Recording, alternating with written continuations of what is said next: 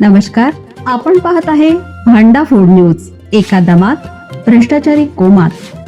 Social media, कर्जबाजारी, गुन्हेगारी, सट्टेबाजी, चोरी, मटका, जुगार, दारू, सावकारशाही, न्यायाच्या प्रतीक्षेत प्रशासन. भांडाफोड न्यूज. एका दमात भ्रष्टाचारी कोमात. सातारा जिल्हा रुग्णालयाच्या शिपायास लाच घेताना अटक. सोनोग्राफी सेंटर, गर्भपात केंद्र आणि कुटुंब नियोजन केंद्राच्या परवान्यासाठी जिल्हा शल्य चिकित्सकांच्या वतीने 50,000 रुपयाची लाच मागणाऱ्या शिपायाला लाचलुचपत प्रतिबंधक विभागाच्या पथकाने पैसे घेतानाच तात्काळ अटक केली. आनंदा गोपाळ वाळवेकर, वय वर्ष 58, SPS महाविद्यालय मागे, सोनगाव, तालुका सातारा असे कर्मचाऱ्याचं नाव आहे. या कारवाईमुळे सातारा जिल्हा रुग्णालयात जिल्ह्यातील वैद्यकीय क्षेत्रात एकच खळबळ उडाली.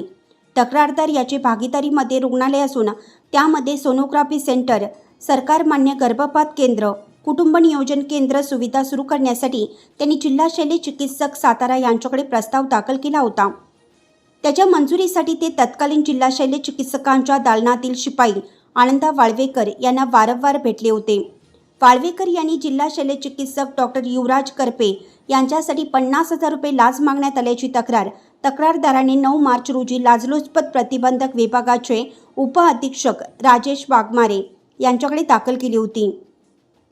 या तक्रारीच्या संदर्भाने 9 मार्चपासून 15 एप्रिलपर्यंत 7 टप्प्यांमध्ये लाचलुचपत प्रतिबंधक विभागाच्या पथकाने या प्रकरणाची कसून पडताळणी केली. 17 एप्रिल रोजी निर्णायक पडताळणीमध्ये जिल्हा शल्य चिकित्सकाचे शिपाई आनंदा वाळवेकर यांनी डॉक्टर करपे यांच्याकरिता तक्रारदाराकडून पंचासमक्ष 50,000 रुपये लाच घेतली. त्यानंतर तात्काळ सापळा पथकाने त्याला अटक केली.